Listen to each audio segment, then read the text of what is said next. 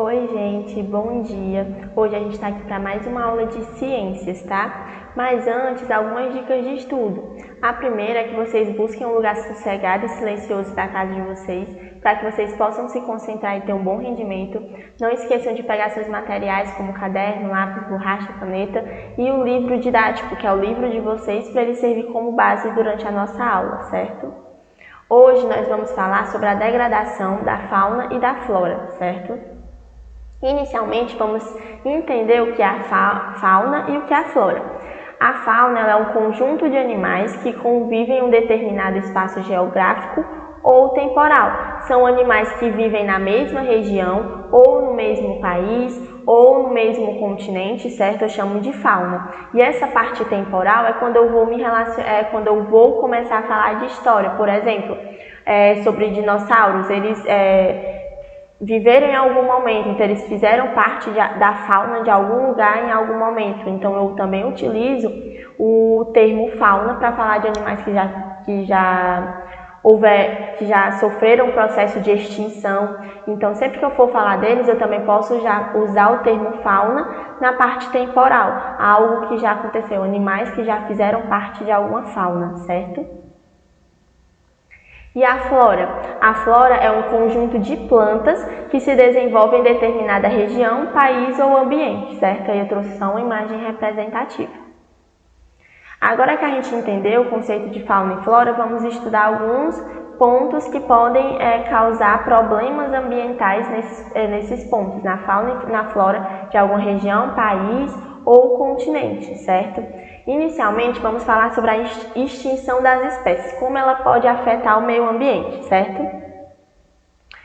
O que é a extinção de espécies? É o desaparecimento de uma espécie para de existir dentro de a gente está falando, aqui quando eu falo espécie, não confunda, eu não estou falando apenas de animais, eu também estou falando de plantas, certo? Em geral, eu estou falando de seres vivos, tanto da fauna como da flora. Então, quando eu tenho desaparecimento de uma espécie, seja de planta ou de animal, ela vai afetar o meu ecossistema, ela vai afetar as minhas relações dentro do meu ecossistema. Como é que ela pode acontecer? Como é que pode ocorrer a extinção de uma espécie? Pode ser por causas naturais, como é o caso da seleção natural. Nós já estudamos essa parte da evolutiva, como é que uma espécie deixa de existir por conta da seleção natural. O que é a seleção natural? A seleção natural diz que o mais forte sobrevive. Eu tenho dois animais, o mais fácil de se adaptar sobrevive. Se eu tenho dois animais, o clima mudou de repente, era frio e agora está extremamente quente. Eu tenho dois animais diferentes. Um conseguiu se adaptar ao clima quente, o outro não conseguiu se adaptar ao clima quente. O que não conseguiu se adaptar ao clima quente deixa de existir. E o que conseguiu se adaptar continua vivendo com essa evolução de se adaptar a um clima quente. Isso é a seleção natural. O mais forte sobrevive. Mais forte sobrevive, não em relação à força física, mas em relação à capacidade de se adaptar a diferentes ambientes e diferentes situações, certo? Climáticas em relação à cadeia alimentar, entre outros. Outra causa natural poderia ser, por exemplo, o vulcanismo. Um vulcão entra em erupção e acaba com a flora de uma certa parte de uma ilha, por exemplo. As plantas deixaram de existir ali, acabou acontecendo uma extinção, só tinha uma planta ali especificamente. Quando o vulcão entrou em erupção e acabou com essas plantas, elas entraram em extinção, deixaram de existir por conta de um acontecimento natural. Outro tipo de causa é artificial.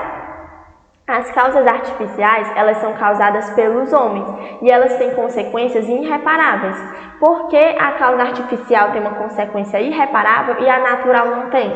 As causas naturais, a seleção natural, o vulcanismo, não tem algo assim drástico, não tem uma consequência drástica porque é algo natural. Se o animal deixou de existir por conta da seleção natural, ele simplesmente não vai, a ausência dele não vai sofrer tanto impacto, porque foi a natureza,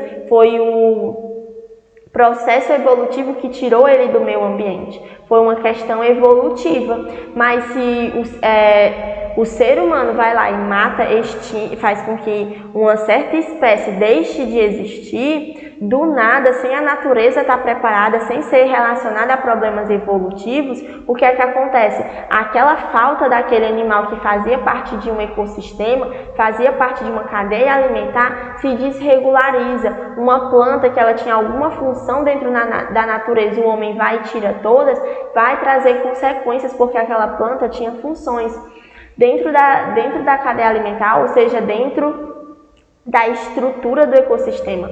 Lembrem que todos os seres vivos, eles são importantes para um ecossistema. Todos os seres vivos têm suas funções e seus deveres, e a ausência de um deles pode desequilibrar totalmente, certo? Por exemplo, deixa de existir um animal A. Só que esse animal A, ele se alimentava de um animal B. Quando ele deixou de existir, os animais B não tinha quem os matasse, quem controlasse a população. Porque o ato de predador, quando eu tenho um animal que se alimenta do outro, tanto é para subsistência dele, para esse animal A ficar forte, mas também é para controlar a população do B. Não deixar que a população do B aumente muito, vire uma praga, tenha muitos animais. Se não tem ninguém, nenhum predador se alimentando daquele animal, ele vai continuar se reproduzindo e vai aumentar muito a população dele. Isso pode acontecer pragas e desregularizar todo o ecossistema. Por quê? Tem um animal A, ele foi extinto, mas esse animal A ele se alimentava de um animal B. Quando ele foi extinto, os animais B aumentaram muito a população e os animais B se alimentavam dos animais C. Quando o animal A deixou de existir, o animal B aumentou sua população e como ele se alimentava do C e agora a população dele era muito grande, ele fez com que os animais C deixassem de existir. Então, para vocês perceberem, estou dando esse exemplo para vocês perceberem como deixar de existir um animal dentro do ecossistema desregulariza tudo. Se eu tenho a extinção de uma planta, digamos que um animal A se alimenta dessa planta e ela deixa de existir, esse animal que só se alimenta dessa planta também vai deixar de existir. E outro animal que se alimentava desse animal vai ficar com fome e pode deixar de existir. Então, tudo isso, a falta de um animal, a extinção de um animal afeta todo esse ecossistema e todas as relações nela existentes, certo? A União Internacional para a Conservação da Natureza e dos Recursos Naturais, que a abreviação é IUCN, ela fez uma Red List, uma lista vermelha, onde ela fala as espécies ameaçadas. Essa lista ela é divulgada mundialmente para as pessoas saberem quais animais estão em risco, quais não estão, para ter um controle maior, qual animal eu vou proteger, qual animal não precisa de tanta proteção, certo? O desaparecimento de predadores afeta a cadeia alimentar, pode aumentar as pragas. Foi o que eu acabei de falar no começo do vídeo, em relação aos exemplos que eu dei. Se um animal desaparecer, um predador, como afeta toda a cadeia, certo? Em relação às pragas, digamos que eu tenho um inseto que se alimenta da cana-de-açúcar, certo? Só que eu vou ter vamos fazer um exemplo. Eu tenho um animal B, um inseto B, que ele se alimenta de cana-de-açúcar, certo? Eu tenho um animal A que se alimenta desses insetos B. Eles controlam a população de B. Por quê? Os animais A vão se alimentar desses insetos B que se alimentam de cana-de-açúcar. Só que aí, por conta do ser humano, o animal A deixou de existir. Então, não tem mais ninguém que se alimente dos insetos B, que se alimentam de cana-de-açúcar. Então, a população deles vai aumentar muito. Quando aumentar muito, eles vão com tudo nas canas-de-açúcar. Então, eles vão se alimentar, vai ser muito mais insetos para se alimentar das canas-de-açúcar. E isso se torna uma praga em uma plantação de cana-de-açúcar, por exemplo, certo? Aqui eu trouxe uma imagem do livro de vocês em relação à Red List, como ela funciona. O primeiro grupo são os que estão seguros ou pouco preocupantes, as espécies numerosas e de ampla distribuição no ambiente. Então, o primeiro grupo são as espécies que a gente não precisa se preocupar, porque elas estão bem distribuídas e elas estão tudo ok. Já o segundo grupo são as quase ameaçadas, espécies que corre o risco de ser incluída numa das categorias. Então, o segundo grupo é aquelas espécies que vamos ter uma atenção maior, eles estão diminuindo bastante nesse período. Já o terceiro grupo são os vulneráveis, espécies que enfrentam um risco elevado de extinção na natureza, muito em breve, fatores que ameaçam sua sobrevivência sejam ameaçados. A gente pode botar nessa parte vulnerável animais que são... a gente vai falar mais na frente sobre o comércio de animais silvestres.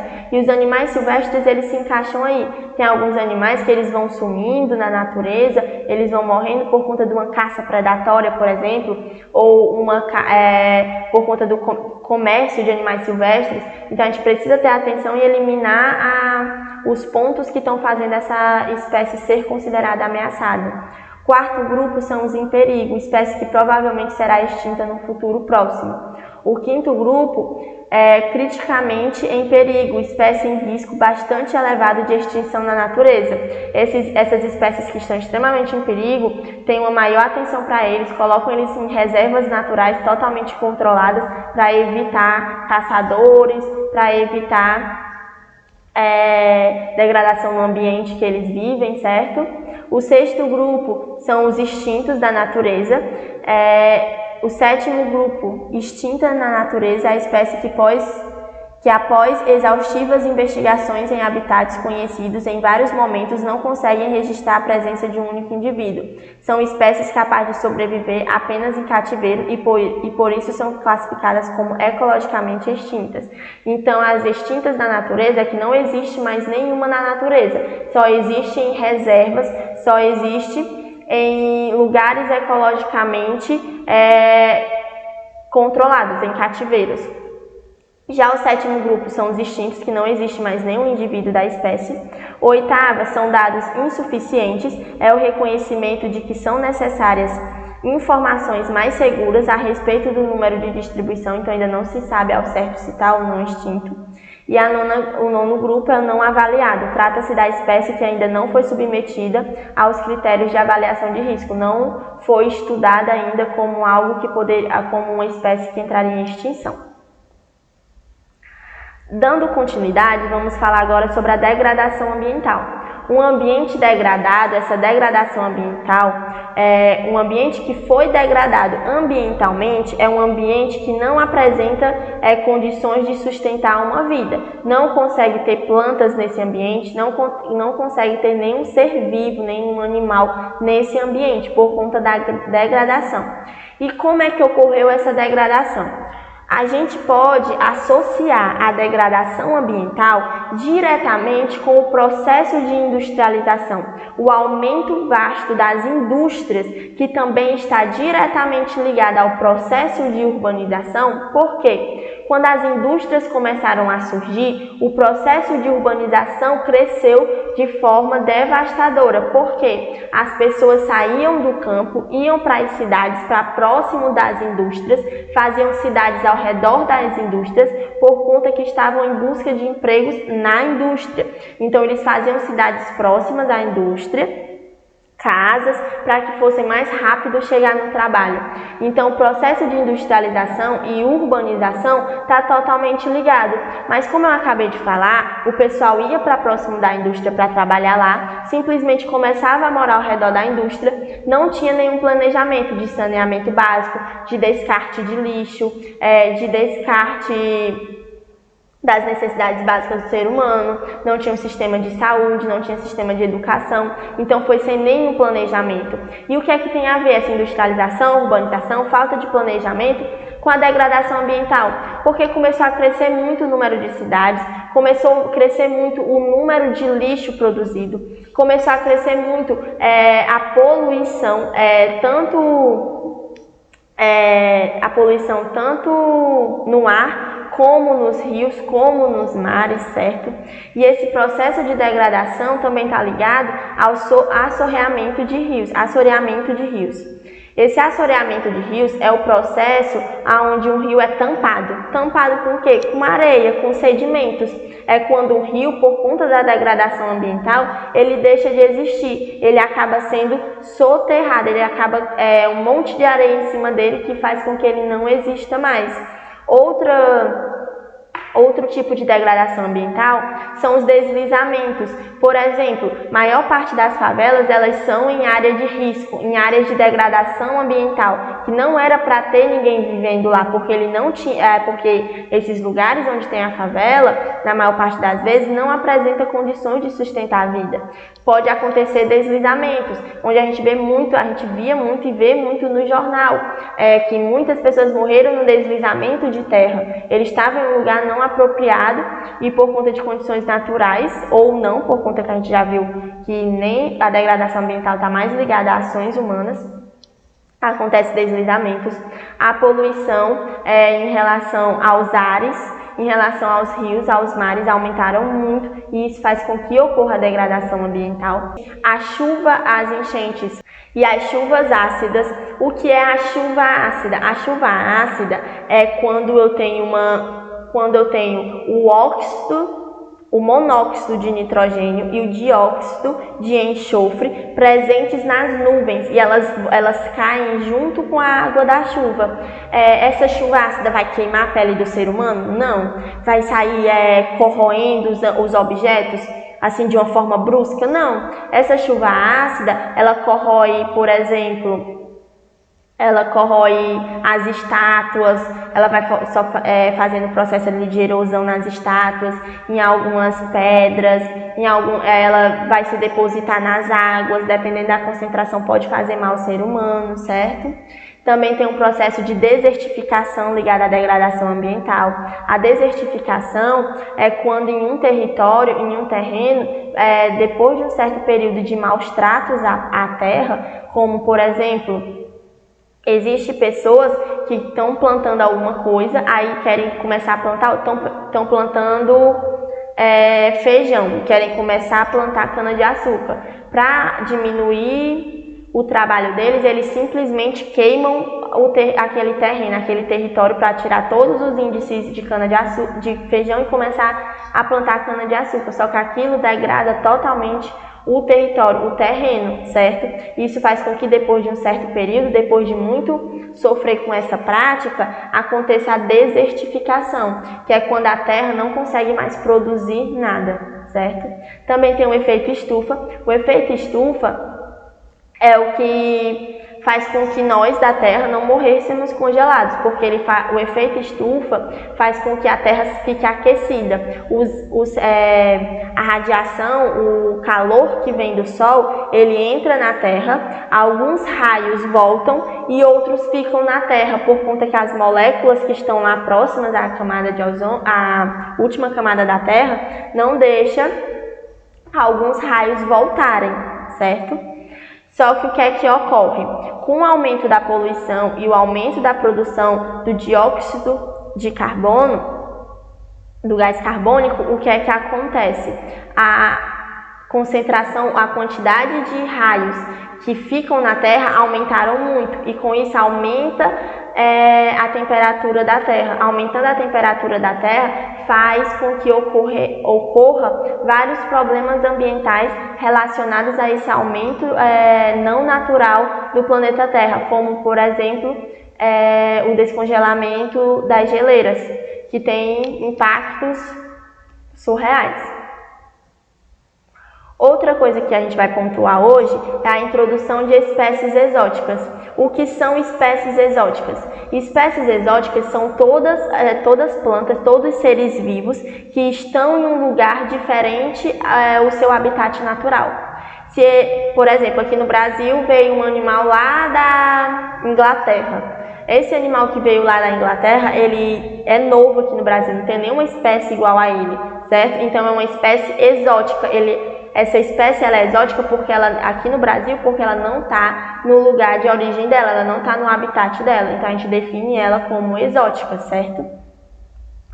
Por ela ser exótica e ela ser inserida em um ecossistema novo, ela não tem nenhum predador, ela não tem ainda nenhuma ameaça. Isso faz com que a população dela aumente muito rápido, certo?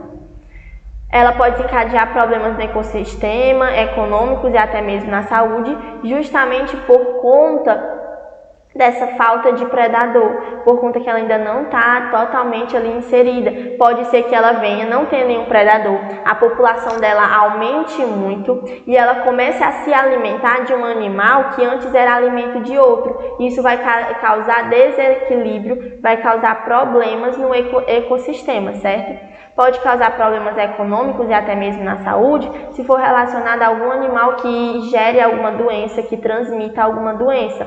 Econômico, mais relacionado se for uma praga, um animal que se alimenta, que come algum tipo de plantação importante para a economia ou coisas desse tipo, certo? Em relação a essas espécies exóticas, a remoção dela é retirar essas... Só lembrando que essas espécies exóticas também podem ser região para região. Por exemplo, um animal lá do sul vem aqui para o Nordeste. Então, isso pode, ela é um animal exótico aqui no Nordeste, pode causar problemas no ecossistema. A remoção de um animal exótico pode acontecer de três formas diferentes. As duas primeiras, elas estão ligadas apenas à remoção de plantas, certo? De plantas exóticas. A primeira é a mecânica, você simplesmente vai lá, corta pela raiz e pronto. Ou química, utiliza produtos químicos para poder destruir, para poder tirar aquele animal exótico dali. E o terceiro é o controle biológico. O controle biológico serve para todos os seres vivos. É quando eu vou pegar um outro animal, um outro ser vivo, que ele controle a população do animal exótico. Por exemplo, eu tenho justamente o exemplo que eu falei lá no começo da nossa aula, em relação ao inseto que come cana-de-açúcar. Digamos que esse inseto B que come cana-de-açúcar, ele é exótico aqui no Nordeste. O que é que vai acontecer? A população dele vai aumentar muito rápido, porque ele é exótico, não tem quem se alimente dele. E ele começou a devastar, começou a se alimentar de uma plantação de cana-de-açúcar e estava trazendo vários prejuízos. Aí o que é que acontece? A pessoa dona daquele plantação de cana-de-açúcar resolveu fazer o controle biológico. Pesquisou qual animal se alimenta desse inseto B, trouxe para a plantação de açúcar e jogou ele lá. Ele começou a se alimentar dos insetos B. Com isso, a quantidade de insetos B reduziu, se tornou de forma controlada, que não trouxesse prejuízos econômicos. Então, o controle biológico está ligado à utilização de outro ser vivo para controlar a população de outro, ligado a relações ecológicas da cadeia alimentar. Agora, o comércio de espécies silvestres, certo? O comércio de espécies silvestres é a terceira maior atividade ilegal do mundo. Tem muita venda, certo? Essa parte de espécies silvestres. É o tráfico de animais e vegetais silvestres, como papagaios, sabiás, primatas, borboletas e entre outros, certo? Só que o que acontece? Um animal silvestre ele é acostumado a viver na selva. Viver ali na floresta livre, se alimentando livre, circulando livre pela floresta. O que é que acontece?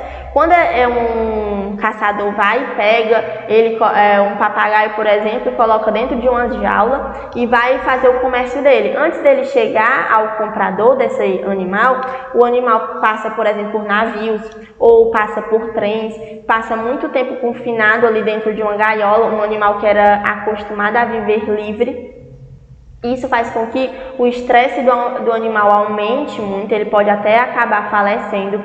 Tem mudanças comportamentais, o animal ele pode se tornar muito violento ou ele pode ter ali vários outros problemas e ele pode ter dificuldade de habitação. Por exemplo, um animal que estava na selva, livre, se alimentando livre, vivendo livre, do nada vai ser confinado dentro de uma casa pequena, por exemplo, se alimentando só do que é dado a ele, por exemplo, dando ração, um animal que era acostumado a comer frutas, por exemplo, isso tudo pode trazer dificuldades na habitação do animal.